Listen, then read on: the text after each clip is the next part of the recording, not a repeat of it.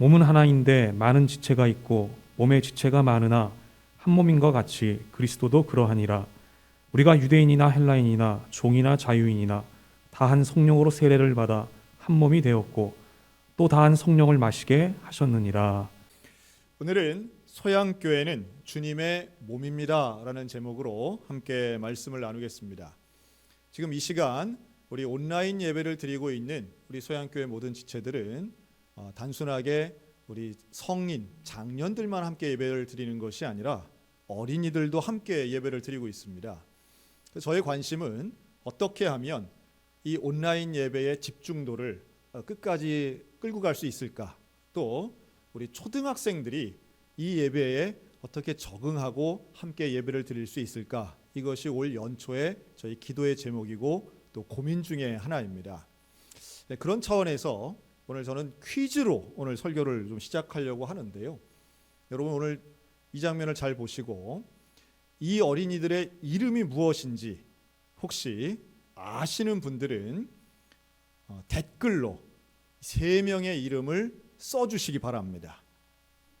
밑에 있는 숫자는 참고로 이 친구들의 나이입니다. 여러분들 보실 때에 맨 왼쪽에 있는 어린이는 현재 유아교회 7살 남자 어린이고요. 가운데 있는 어린이는 이제 초등학교 5학년이 되는 12살 남자 어린이입니다. 그리고 맨 오른쪽에 있는 물론 어린이는 아니지만 우리 사랑누리 학교에 아주 대표를 할 수 있는 24살 청년입니다. 여러분들 중에 과연 이 3명의 이름을 모두 아는 분이 몇 분이나 될지 모르겠지만 이 3명의 이름 다 안다라고 하면 이건 참 우리 교회 다음 세대에 참 관심이 많다 이렇게 볼 수 있겠습니다. 벌써 이름들이 올라왔어요. 우리 최윤지 집사님, 우리 어린이 한결이가 제일 먼저 박준서 딱 써줬고 우리 주은미 집사님 정답입니다. 우리 그렇죠. 서승정 집사님, 최찬섭 집사님, 장세은 우리 선생님들까지 이름 써주셨는데요. 이 3명의 이름은 이렇습니다. 장훈민, 박준서, 김태훈입니다. 이 3명 왜 골랐을까요? 먼저 훈민이하고 준서는요, 우리 교회의 교회학교에 아주 큰 축을 이루는 두 가정의 장남들입니다. 저 두 집은 우리 교회에서 가장 많은 주일학교 어린이를 포함하고 있는 4남매 가정입니다. 우리 훈민, 정음, 한글이 아시죠? 그 집의 첫째예요. 훈민이가 얼마나 똑똑한지 모릅니다. 준서도 마찬가지입니다. 4남매의 마지가 우리 박진환 집사님의 큰아들 준서입니다. 여러분 기억하시고 오늘 제가 스타로 만들어주는 날이니까 지금 기도해 주시면 좋겠고요. 우리 태훈이를 비롯한 사랑누리 학교 학생들 여러분 기억하셔서 지금 가장 어려운 가운데 있습니다. 사랑누리 학교가 지금 1년째 운영을 못하고 있고 사랑누리 학교 학생들을 교회에서 만나질 못하고 있는데 여러분 기도해 주시고 그 가정에서의 삶과 또한 올 한 해 우리 사랑누리 학교 친구들의 건강을 위해서 기도해 주시면 고맙겠습니다. 여러분 우리 모두가 다 소양교회입니다. 훈민이도 준서도 태훈이도 또 오늘 예배드리고 있는 우리 모든 성도들도 우리 다 함께 같은 소양성결 교회입니다. 오늘 저는 또 다른 교회 하나를 소개합니다. 오늘 읽은 고린도 교회인데요. 이 고린도 교회는 유럽에 보면 이 그리스라는 나라 있죠. 이 그리스의 그 반도 같은 나라, 반도 형태의 나라인데요. 이 그리스의 끝부분에 있는 이 고린도 지역이 있습니다. 일종의 섬입니다. 이 섬의 또 반대편 쪽에는 갱그레아 항구가 있습니다. 그래서 이 고린도는 사실은 그리스의 한 부분이면서 이곳에 문화적으로 또 경제적으로 많은 재정들이 있는 그런 아주 사람들 많이 있었던 큰 도시가 바로 이 고린도였습니다. 자, 그런데 이 고린도 교회를 개척한 건 사도 바울이었습니다. 근데 바울에게 이런 소식이 들리는 거예요. 와, 고린도 교회 교인들이 서로 맨날 싸우고 있다고? 고린도 교회 교인들이 서로 친하고 함께 있는 게 아니라 사이가 좋은 게 아니라 서로 싸운다는 이야기를 들은 거예요. 아이고, 우리 교인들끼리 서로 싸운다니 참 마음이 아프죠. 그런데 이 고린도 교회는 어떤 문제가 있었냐 하면 교회 안에 있는 교인들이 너무 다양한 사람들이 많았던 거죠. 인종도 다양했고요. 직업도 다양했고 신분도 종도 있고 주인도 있고 또 직분도 여러 가지가 있어서 교회 안에 다양한 직분도 있는 게 좋아 보이지만 그걸 통해서 오히려 신앙 형태의 차이들을 보이더라는 겁니다. 그래서 어떤 사람은 나는 바울 선생님 가르침이 좋아. 나는 바울파. 나는 베드로 사도의 가르침이 좋아. 나는 베드로파. 나는 아볼로파. 이렇게 사람들을 통해서 분파가 생기면서 교회가 갈등과 분쟁의 구조를 가지고 있었습니다. 사람이 모인 곳엔 이런 갈등이 없으면 참 좋겠는데 이런 갈등 구조가 교회뿐 아니라 사회에서도 이제 많이 생기죠. 이걸 우리는 요즘 갈등 사회다 이렇게 부르는데요. 지금 이 사진은 미국에서 사실 코로나 때문에도 어려웠지만 이 인종 갈등 이게 상당히 심각한 문제였습니다. 우리나라라도 다르지 않죠. 빈부격차, 세대 갈등, 사상의 갈등, 인종, 민족, 종교 갈등, 지구촌에서 일어나고 있는 정말 큰 규모의 갈등들 얼마나 많고 참 알지만 해결할 수 없는 갈등들도 참 많습니다. 그런데요, 이런 갈등을 갈등으로 우리가 잘 깊이 새길 만한 또 우리 기독교가 이걸 좀 해결할 수 있지 않을까라고 생각하지만 우리 교회조차도 사실 이런 갈등 상황에서 잘 해결 못하는 우리의 약점이 좀 하나 있습니다. 저는 그 중에 하나가 이 근본주의라고 생각하는데요. 이 근본주의는 뭐냐 하면 모든 걸 절대시하는 겁니다. 여기에는 이런 시각이 있어요. 나는 옳고 너는 잘못됐어. 사실 우리 기독교인들에게 좀 그런 위험성이 있죠. 우리는 옳고 우리만이 온전하고 그냥 상대는 다 잘못됐고 다른 교회, 다른 종교는 다 잘못되고 다른 생각 가지고 있는 사람들은 다 안 된다. 사실 이런 생각, 이런 근본주의적인 잘못된 생각은 결국 갈등을 해결하기보다는 갈등을 더 심화시키는 경우들이 많습니다. 제가 오늘 제시하고 싶은 시각 두 가지가 있는데요. 첫째는 사람을 볼 때 이렇게 한번 생각해 보자는 거예요. 누구든지 대단히 중요한 존재로 사람을 보는 겁니다. 당신은 뭐 하기 위해 태어났대요? 사랑받기 위해 태어난 사람. 하나님이 창조하신 위대한 피조물로 보는 겁니다. 그러니까 대단히 중요한 존재라고 하는 시각 하나 하고 또 하나는 긍휼한 시각으로 사람을 보는 겁니다. 어렵고 힘든 인생 살아가는 것. 참 나 살기도 힘들지만 나만큼이나 저 사람도 얼마나 살기 힘들까? 저 사람이 얼마나 답답하면 저런 말을 할까? 어떤 이런 긍휼한 시각, 이 두 가지 시각의 균형을 가지고 보게 되면 사람에 대해 이해하고 받아들일 수 있다라고 하는 겁니다. 그럼 이제 성경의 결론은 명확합니다. 하나가 돼야 된다는 거죠. 이 하나 된다는 것에 대해 오늘 한 몸으로 표현하고 있는데요. 여기에 대해 에베소 4장 5절은 또 이렇게도 말합니다. 한번 저를 따라 하실까요? 주도 한 분이시요 믿음도 하나요 세례도 하나요 하나님도 한 분이시니. 네, 가정에서 따라한 우리 가족들 축복 있으라. 네, 화면을 보면서 잘 따라해 주세요. 하나님은 계속 하나를 강조합니다. 하나님이 한 분이신 거예요. 믿음도 하나인 거예요. 교회 안에 여러 가지의 믿음이 있을 수 없어요. 세례도 하나인 거예요. 이렇게 하나님이 한 분이시니 우리가 하나가 될 수 있고 하나가 돼야 된다고 말씀합니다. 이런 수많은 갈등 상황 속에 우리가 어떻게 하나가 될 수 있을까요? 여기에 대해 또한 에베소 5장은 하나의 사례를 드는데요. 그건 인간 간의 관계 속에 하나가 될 수 있는 놀라운 비밀 하나를 얘기하는데 부부의 관계가 그렇습니다. 에베소 5장 31절 사람이 부모를 떠나 그 아내와 합하여 그 둘이 한 육체가 될지니. 전혀 다른 남남 두 사람이 하나가 될 수 있다는 것을 부부를 통해 설명합니다. 가정을 통해 설명하는 거죠.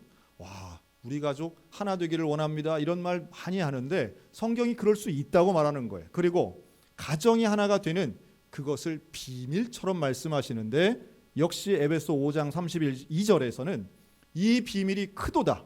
나는 그리스도와 교회에 대하여 말하노라. 이렇게 말씀합니다. 한번 따라할까요? 이 비밀이 크도다. 나는 그리스도와 교회에 대하여 말하노라. 즉 부부가 하나 되는 비밀, 이것은 그리스도와 교회에 대한 하나님의 가르침이고 명령이라고 하는 겁니다. 사람들이 다 뜻이 다르고 다양해 보이고 생각이 다 달라 보여도 결국 교회 안에서 하나님의 말씀의 비밀에 의하면 예수님과 하나가 될 수 있다는 거죠. 결론을 이렇게 말합니다. 사랑하면 할 수 있습니다. 그래서 이 고린도전서 12장, 오늘 읽은 우리가 한 몸을 이룬다는 12장 이후에 나오는 13장은 그 유명한 사랑장이 되는 겁니다. 왜 고린도전서 13장에 사랑을 말하는가? 이렇게 분파가 갈리고 갈등하고 있는 고린도 교회가 하나 될 수 있는 유일하고 온전한 방법이 사랑이기 때문이에요. 고린도전서 13장 4절 6절 사랑은 오래 참고 사랑은 온유하며 시기하지 아니하며 사랑은 자랑하지 아니하며 교만하지 아니하며 무례히 행하지 아니하며 성내지 아니하며 악한 것을 생각하지 아니하며 불의를 기뻐하지 아니하며 진리와 함께 기뻐하는 것, 이게 사랑입니다. 즉 남녀간에 무슨 본능적으로 호감이 이끌리는 것이 사랑이 아니라 참고 온유하고 자랑하지 않고 교만하지 않고 무례하지 않고 성내지 않고 진리와 함께 기뻐하는 게 사랑이라는 거예요. 여러분, 이 놀라운 사랑의 비밀이 우리 가정과 소양교회 가운데 넘치시기를 주의 이름으로 축원합니다. 그리고 바로 이어 나오는 고린도전서 13장 7절, 이걸 한번 다 같이 읽겠습니다. 같이 읽습니다. 시작. 모든 것을 참으며 모든 것을 믿으며 모든 것을 바라며 모든 것을 견디느니라.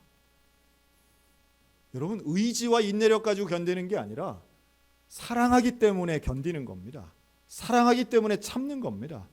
사람에 대해 분노가 생기고 사람에 대해 원망이 생기는 것, 결국은 사랑으로만 가능하다는 거예요. 하나님이 주시는 사랑이 우리 믿음의 가정들 가운데 넘쳐서 사랑으로 하나 되는 가정, 사랑으로 하나를 이루는 우리 소양성결교회 되시기를 주의 이름으로 축원합니다. 1999년에 있었던 일입니다. 1999년 12월, 정확히 21년 전 일이죠. 한 아기가 이 파출소 앞에 버려지게 된 거예요. 그날 참 추운 날이었는데 이 아이에게는 탯줄까지 붙어 있었습니다. 몇 시간 안 된 거예요. 아기가 태어난 지 몇 시간 안 된 이 아이가 파출소 앞에 버려진 거예요. 근데 그때에 이 아이는 산부인과로 옮겨지게 되고 이제 경찰에 의해서 옮겨지게 되고, 그리고 산부인과 직원이었던 이 최 집사님의 아내인 이 천병희 집사님에 의해서 입양됩니다. 이 천병희 집사님은 소아마비를 앓고 있던 태어날 때부터 사회복지사였는데요. 42살의 나이에 이 아기를 입양하게 됩니다. 자기의 자녀가 없는 상황도 있었지만 그 아이의 눈빛이 너무 아름다웠던 거죠.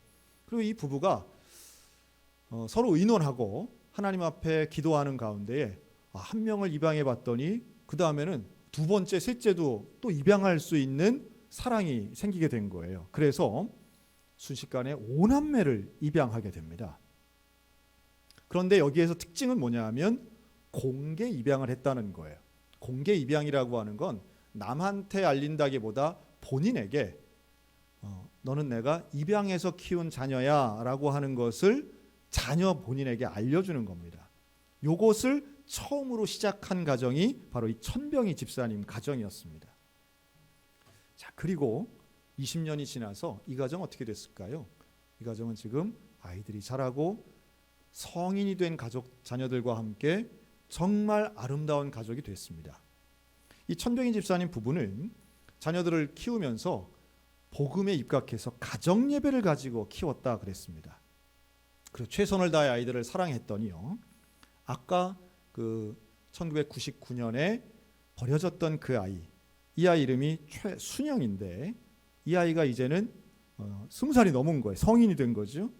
그리고 바로 몇 달 전 세바시라고 하는 이 강연 프로그램에 나와서 공개 입양 1호가 된 본인의 이야기를 했습니다. 초등학교 시절 친구들에게 놀림당했던 이야기를 하는데, 그 놀림당했던 건 다름이 아니라 부모님과 혈액형이 다르고 형제들이 다 혈액형이 다른 거예요. 이거를 아이들이 알게 되면서 자기가 놀림거리가 되었다는 이야기를 에피소드를 말합니다.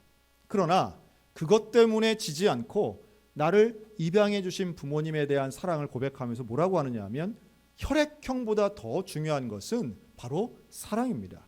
그리고 이 사랑을 통해 나는 하나님을 만났고 우리 가족은 그 어떤 누구보다도 행복하게 살고 있습니다. 이렇게 말하더라는 거예요. 제가 그 강연을 보고요.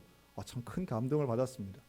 참 재밌는 거는 그 강연을 보는 모든 청중들은 다 우는데 오로지 이 최순영 젊은 청년은 너무도 차분하게 본인의 이야기를 하더라고요.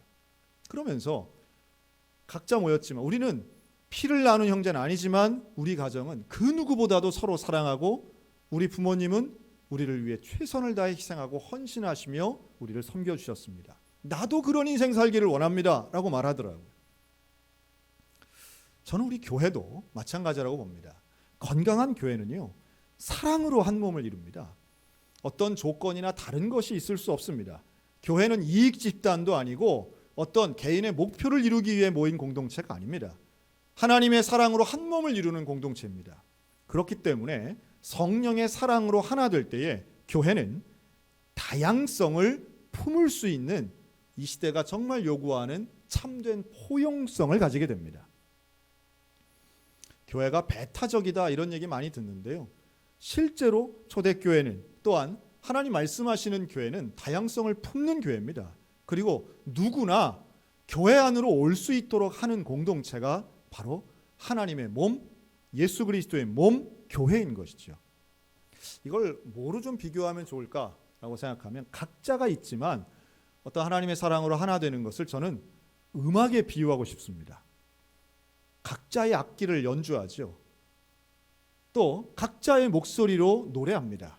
그러나 화음이 덧입혀지고 여기에 하모니가 이루어지면 가장 아름다운 하나의 음악이 되는 것이죠.